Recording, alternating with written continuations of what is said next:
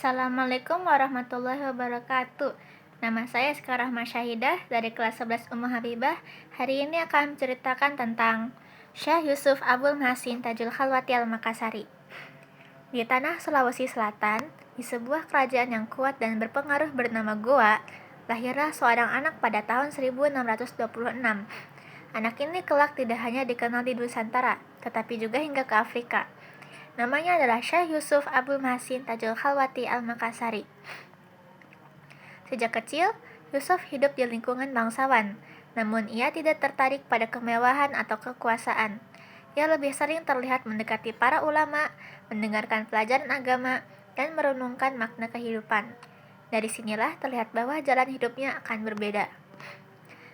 Ketika usianya masih muda, Yusuf menyadari bahwa untuk memahami agama secara mendalam, ia harus keluar dari tanah kelahirannya. Dengan tekad besar, ia memulai perjalanan panjang menuju pusat-pusat ilmu Islam. Ia pergi ke Mekah, lalu ke Madinah, bahkan hingga ke Yaman dan wilayah Timur Tengah lainnya. Di sana, ia belajar kepada ulama-ulama besar, khususnya dalam bidang tasawuf, ilmu yang menekankan kedekatan hati dengan Tuhan. Tahun demi tahun berlalu, Yusuf tumbuh menjadi seorang ulama yang tidak hanya cerdas, tetapi juga bijaksana. Ia dikenal memiliki akhlak yang lembut dan pemikiran yang mendalam. Karena kedalaman ilmunya, ia mendapatkan gelar Tajul Khalwati, yang menandakan kedudukannya dalam tarekat Khalwatiyah. Namun, hidupnya tidak hanya tentang belajar. Ketika kembali ke Nusantara, ia melihat bangsanya berada dalam tekanan penjajahan. Di Banten, ia bergabung dengan perjuangan Sultan Ageng Tirtayasa melawan kekuasaan Belanda. Syekh Yusuf memilih jalan yang berani. Ia tidak hanya berdakwah, tetapi juga berdiri bersama rakyat dalam melawan ketidakadilan.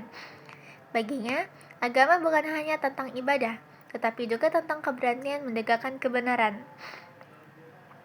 Karena pengaruhnya yang besar, ia dianggap berbahaya oleh VOC. Ia pun ditangkap dan diasingkan. Pertama ke Sri Lanka, lalu dibuang lebih jauh lagi ke Cape Town. Namun, bahkan di pengasingan, semangatnya tidak padam. Di tanah yang asing, jauh dari rumahnya, ia tetap berdakwah.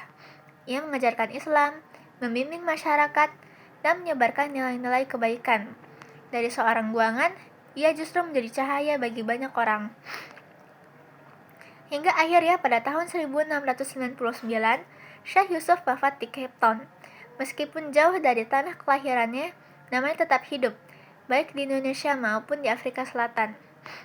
Selain sebagai ulama dan pejuang, Syekh Yusuf juga meninggalkan banyak karya tulis, terutama dalam bidang tasawuf. Karya-karyanya menjadi bukti bahwa perjuangannya tidak hanya melalui tindakan, tetapi juga melalui pemikiran. Beberapa karya pentingnya antara lain, Zubdatul Asrar, membahas inti rahasia spiritual dan hubungan manusia dengan Tuhan. Taj al-Asrar, menjelaskan kedalaman ilmu tasawuf dan makna kehidupan batin. Al-Nafat al-Sailaniyah, ditulis saat pengasingan, berisi refleksi spiritual. Lalu, yang terakhir, Bidayat al-Mubtadi, panduan bagi pemula dalam memahami ajaran tasawuf. Melalui karya-karya ini, Syekh Yusuf mengajarkan bahwa perjalanan spiritual manusia bukan hanya tentang ritual, tetapi tentang membersihkan hati, memperbaiki akhlak, dan mendekatkan diri kepada Tuhan. Pelajaran yang dapat dipetik, kisah hidup Syekh Yusuf bukan sekadar sejarah, tetapi juga penuh pelajaran berharga.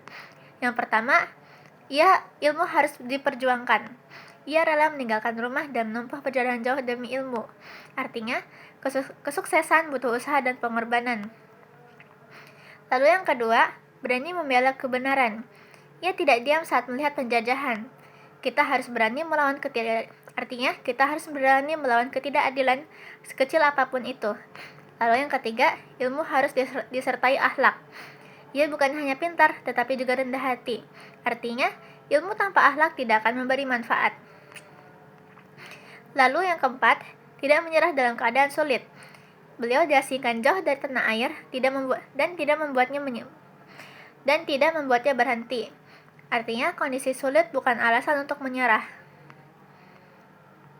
Lalu yang terakhir, memberi dampak dimanapun.